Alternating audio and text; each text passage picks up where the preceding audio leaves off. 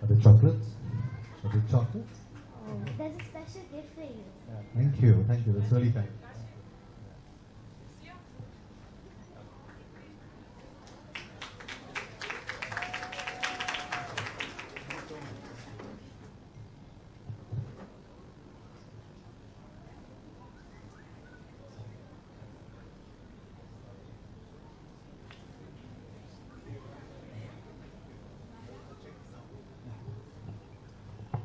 Any questions?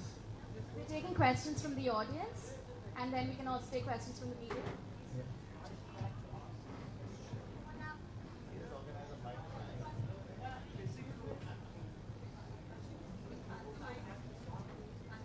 Just 1 second, giving you the mic. With heart attacks from 26 different countries, and what they found, they call it psychosocial factors. Okay, so they looked at stress, they looked at anger, hostility, depression in one umbrella, and they found that that's one of the 9 main causes for people to get heart attacks.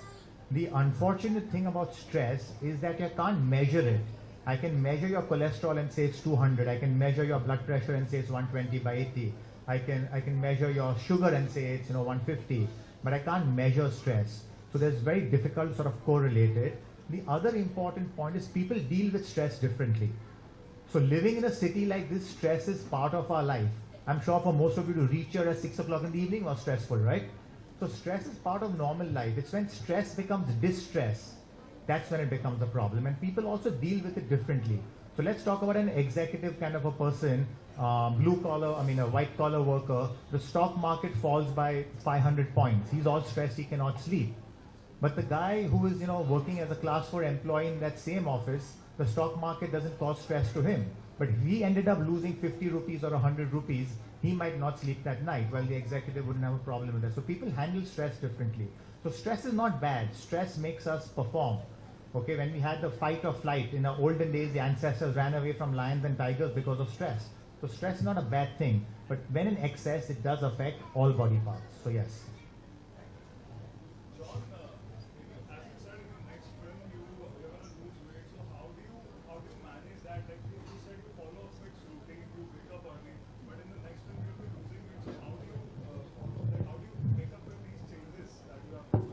Yeah, it's regular for me. It's normal. I just change the kind of workout I do and the kind of diet I have. But it's systematic and it's a long process for me. I can't do it quickly and I can't do it overnight. I wish I could say that, but I'm not Superman.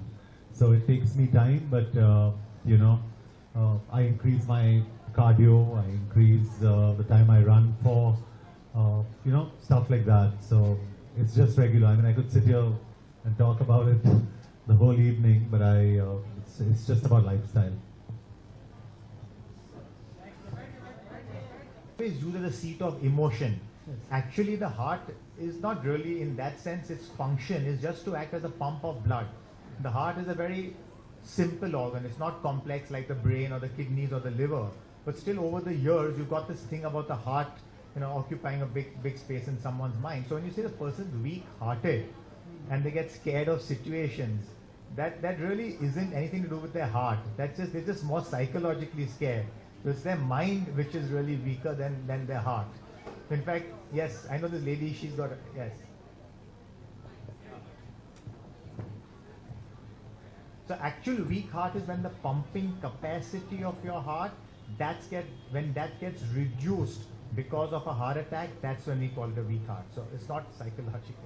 I'm really privileged to attend this function to release the book of Dr. Ashish Contractor. Dr. Ashish Contractor has given me second life.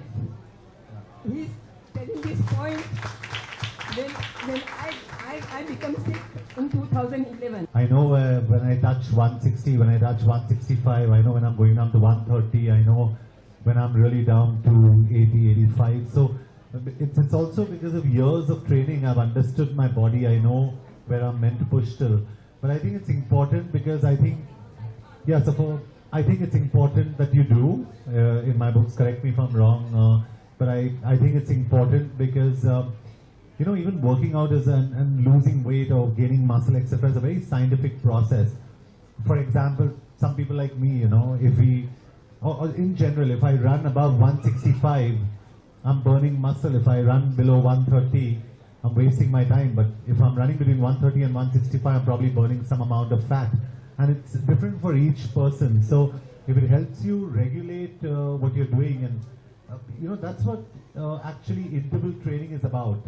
When you're really slow, you start walking, then you start running. It's about keeping your heart rate at a certain level to kind of burn some amount of fat. And I do recommend it, and I've tried all HRMs in my life and heart rate monitors in my life, and some work, some don't. So for me, it's more like what's the next best thing that I can try? I guess it's intuitive for you. Now you sort of learn to. It's intuitive. You know yeah. when you're at 160, you know when you're at 130. I know exactly, when I'm on the Stairmaster, and I know by the 13th minute, I know I'm going to be at about 164, 165.